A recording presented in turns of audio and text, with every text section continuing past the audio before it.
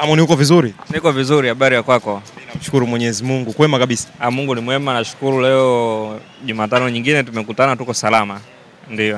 Amoni, matukio yamejiri katika siku ya jana, ikiwa ni siku ya kuenzi baba wa taifa Mwalimu Julius Kambarage Nyerere, lakini kuna matukio mengine yaliendelea kutokea ambayo yanahusu michezo. Moja kati ya tukio kubwa ni la Engineer Harris na safari yake baada ya kuingia kwenye soka.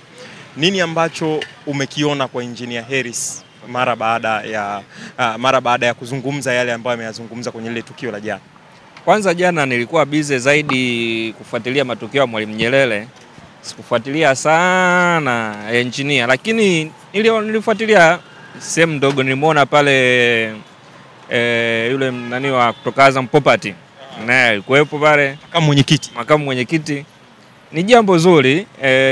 Nadhani hili amekwenda kuwakumbusha viongozi wa vilabu vyetu namna ya kwenda kuwa viongozi bora kutoka kwanza chini mpaka kuja juu.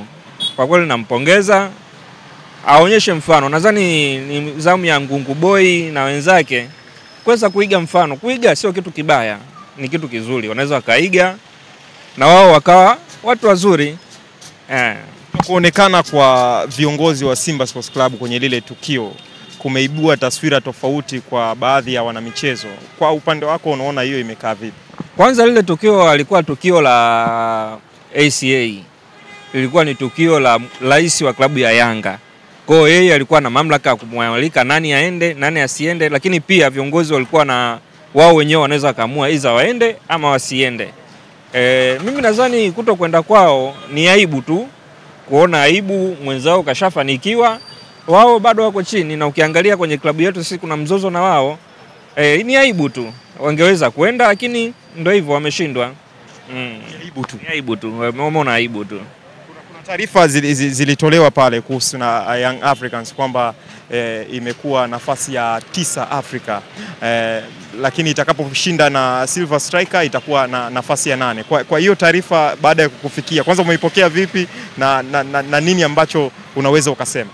Kwanza hiyo taarifa kwa kuweka sawa, hizi ni renki ambazo zinatoa timu moja kwa ajili ya kwenda kushiriki World Cup mwaka 2029.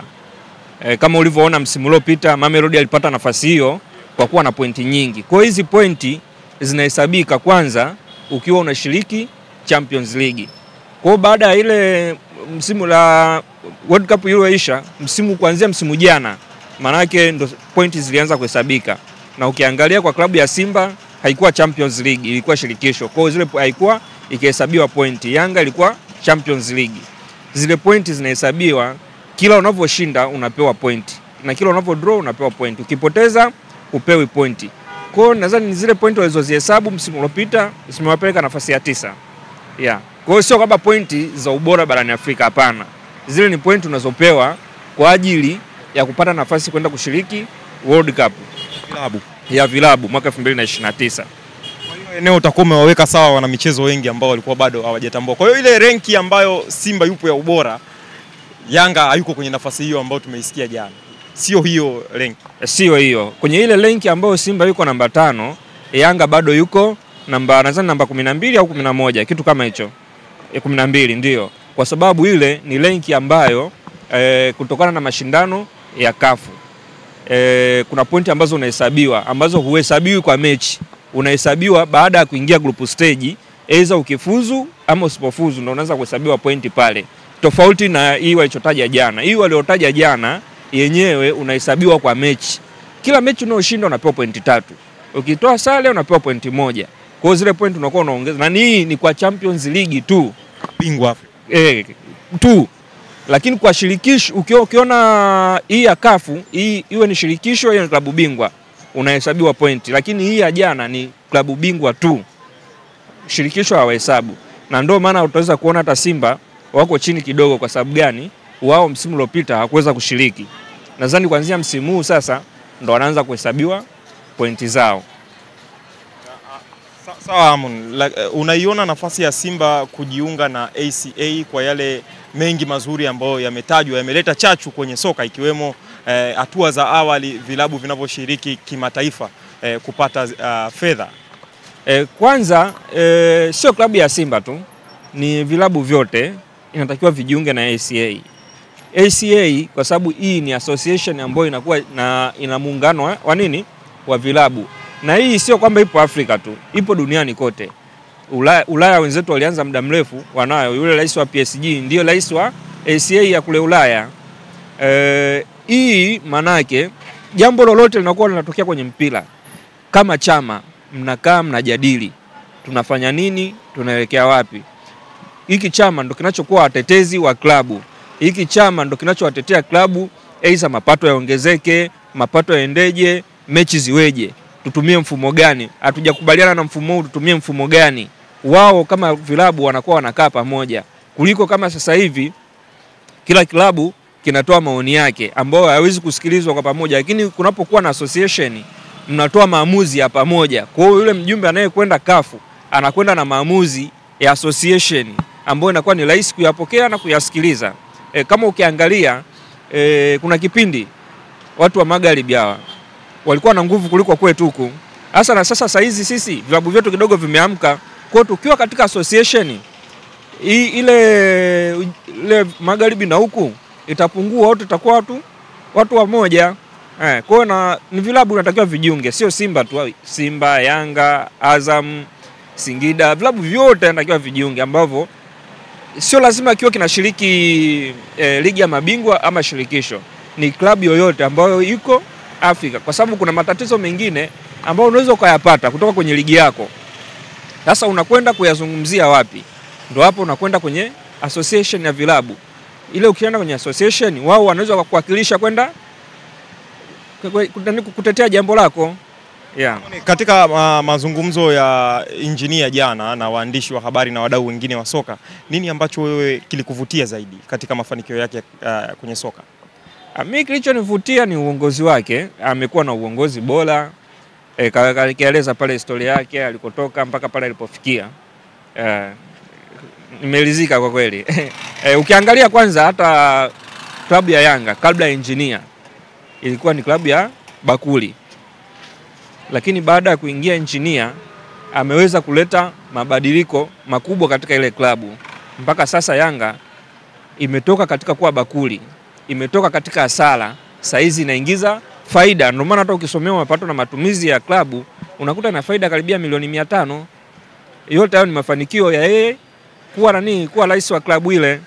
Lakini ukiangalia sisi klabu yetu, kila ukisomewa pale utakuta kuna loss. Kila ukisomewa kuna loss, lakini mwenyewe kaweza kufanikisha. Katoka katika ule usajili wa kila mtu kusajili mchezaji. Saizi usajili wanasajili kwa kufuata protocol. Hawakoti ovyo ovyo. Kulikuwa na upotevu mkubwa wa fedha, lakini saizi kule hakuna upotevu. Kwa hiyo mimi naweza nikamsifu kwa jitihada alizozifanya kuweza kuibadilisha klabu ya Yanga kuweza kufikia hapo. Namuombea tu aendelee kuwa vyema na endelee kuwa mfano kwa wengine. Na sisi tunaomba kwetu atokee mtu ambaye atatusimamia vizuri. Ndani ya Simba umuoni unasema atokee kwa sababu alikuwepo Babla ambaye alisimamia vizuri, akafanywa figisu akaondolewa. Kipindi kile Babla alikuwa CEO, lakini na imani kama Babla angekuwa ni mwenyekiti kipindi kile, Simba ingekuwa mbali. Na au Babla kama kipindi kile angeendelea kuwa CEO, angeendelea kuaminiwa, Simba isingekuwa katika hali hii tena, kwa sababu alikuwa ameshaweka sehemu zote, mapato yanaingilia huku yanatokea huku. Usajili wote tunafanya usajili namna hii, hakuna kila mtu anakurupuka kwenda kufanya usajili. Sawa, hapo ni tukiachana na tukio la jana, tuelekee sasa kwa Young Africans hao kwa upande wa timu. Young Africans wameleta kocha msaidizi ambaye atakuwa pamoja na Romain Folz, Patrick Mobedi. Ujio wa kocha msaidizi ndani ya Young Africans kuna kitu kinaenda kuongezeka? Ataongeza kitu kidogo. Ukiangalia Mobedi ana CV kubwa kidogo, ingeweje hana mafanikio. Ni kocha wa Malawi, kabla ya kuja Yanga ametoka kufundisha timu ya taifa ya Malawi. Naona mimi kwangu ni kocha mzuri. Unajua kinachowapelekea Yanga saizi unakuta makocha bado hawaelewi kitu gani kinachofanyika kwenye timu yao. Imagine Foili ana kocha wake msaidizi. Klabu ya Yanga ina kocha wao msaidizi. Alafu huyu analetwa na kuwa kocha msaidizi. Klabu inakuwa na makocha wasaidizi watatu. Wanasema msaidizi yule kaondoka kwa matatizo ya changamoto za kifamilia. Msaidizi upi huyo? Msaidizi wa Folz. Inawezekana labda wameona labda yule ndio ilikuwa tatizo la wao kufanya vibaya. Kwa hiyo wameamua kumleta huyu Mabedi ambaye leseni yake ni sana leseni tu ya meneja wetu. Yeye ana UEFA kutoka Ujerumani, si wakuta ana UEFA kutoka Bulgaria. Anachomzidi nani meneja wetu labda yeye ni kwa sababu kashapata CAF Way. CAF Way ana CAF Way ambao meneja wetu sisi ana CAF Way. Kama kwenye benchi la ufundi atakuwepo. Kwenye benchi la ufundi anakuwepo na ana uwezo wa kuwa kocha mkuu kwa sababu tayari ana CAF Way. Yeah. Kwa hiyo usije ukashangaa Mabedi ndo kocha mkuu alafu Foili kama msaidizi. Kwa nini nisije nikashangaa nini ambacho umekiona hapo? Kwa sababu Yanga walikuwa wanatafuta kocha wa kumlisi Foili. Lakini bwana Foili hataki kuondoka, anataka alipwe kwanza pesa yake. Kwa hiyo wameona kuliko alipwe pesa bora abaki pale, lakini huyu Mabedi atakuja kusimamia kwa sababu kuna mambo kidogo ya kwenda sawa na bwana Lolo. Kwa hiyo atakuwa akisimamia kama kocha mkuu, ila kwenye vyetu anahesabika kama kocha msaidizi, ila yeye ndo atakuwa kocha mkuu. Itakuwa vice versa. Hiyo itakuwa vice kama double tu na mwenzake Feli. Ndo kama Azam Football Club. Kwa bwana Foili pale atakuwa ni msaidizi. Kama unavyojua wale wote wale hawana sifa za kuwa kocha mkuu. Wote wale toka walikotoka huko. Mabedi ndo kidogo kajitahidi Afrika Kusini ashai kufundisha kuwa kocha mkuu wa nadhani ni Cape Town kama sijakosea. Na hiyo timu ya taifa ya Malawi. Lakini bwana Foili naye amezunguka sana kama kocha msaidizi. Kwa hiyo unaona wote wameletwa pale, yule atakuwa msaidizi, yule atakuwa kocha mkuu. Naangalia mazingira unayonipa na nikiangalia na Simba Sports Club naona ni kama ile Kulwa na Doto tunaiona. Ndio hivyo. Yaani wao hawataki wapitwe na kitu. Wameona sisi tumemleta meneja na wao wameona wivu, wameamua mlete bwana Mabedi. Bwana Mabedi tunatakuwa kocha mkuu, bwana Foili anakuwa msaidizi. Ila kwenye vita asomeka ndio kocha mkuu. Mambo ndo yako hivyo. Mambo ndo yako hivyo. Usidanganywe, mambo ndo yako hivyo. Ingawaje mimi naona ataweza kuwasaidia. Labda kutoka kutumia mawinga sana kuongeza zile pasi. Labda anaweza kuwasaidia. Wametambulisha na slogan mpya, pira burudani.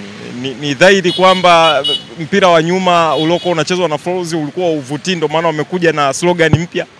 Ndio maana nimekwambia yule kaletwa kuwa kocha mkuu. Asingeletwa kuwa kocha mkuu, hiyo slogan ingetoka wapi? Mpira wa Yanga siku zote Yanga wanaga mpira burudani. Tanzania timu pekee yenye mpira wa burudani Simba Sports Club.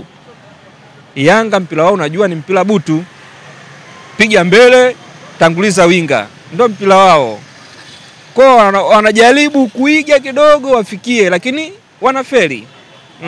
Kwa kumalizia tu, hatukupata kuzungumza hizi siku 2-3.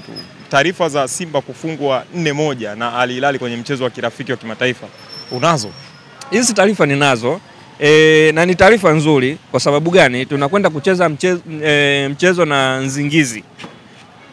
Ili mwalimu upate nafasi ya kuwajua wachezaji wako vizuri. Sio lazima ushinde. Maana yake unaposhinda huwezi kuziona changamoto za timu yako. Lakini pale unapofungwa unaweza kuangalia timu yangu hapa maana ni changamoto iko sehemu gani? Wapi niboreshe, wapi nisiboreshe. Wao tumecheza nao mechi 2. Mechi ya kwanza tulishinda goli 2, mechi ya pili wametufunga goli 4. Na kwa asilimia kubwa wachezaji waliocheza mechi ya kwanza na waliocheza mechi ya pili ni tofauti. Kuna wachezaji mpaka under 17 wamecheza ile mechi ya pili. Kwa hiyo nadhani mwalimu kwa sababu kwanza bado hana kikosi chake cha first 11. Kwa hiyo anatafuta kikosi cha first 11. Kwa hiyo anajaribu kubadilisha wachezaji tofauti. Aangalie ni wapi watamfaa. Lakini kupoteza kwa idadi kubwa ya magoli kumeshtua watu. Yaani hilo ni jambo la kawaida. Hiyo sio idadi kubwa ya magoli. Ile ni idadi ya kawaida tu ya magoli. Kwa sababu hata si wenyewe Al Hilal tushai kualika hapa na tukawafunga hizo goli 4. Lakini wakaja wakacheza na Yanga wakampiga na 2-1. Kwa hiyo ni jambo la kawaida. Unapofungwa ukifungwa goli chache unaona kama uko imara, lakini ukifungwa goli nyingi unaanza kuona katika safu yangu ya ulinzi wapi na pwaya. Safu yangu ya kiungo wapi na shida. Wapi nimtoe nani nimweke nani. Nitumie mbinu gani au hii mbinu niliyoingia nayo si mbinu nzuri, nibadilishe mbinu au huu mfumo ninaotumia sio mfumo mzuri, niweke mfumo mwingine. Ni sehemu ya kusahihisha makosa. Ni sehemu ya kusahihisha makosa kuelekea Nzingizi. Shukrani sana. Asante sana.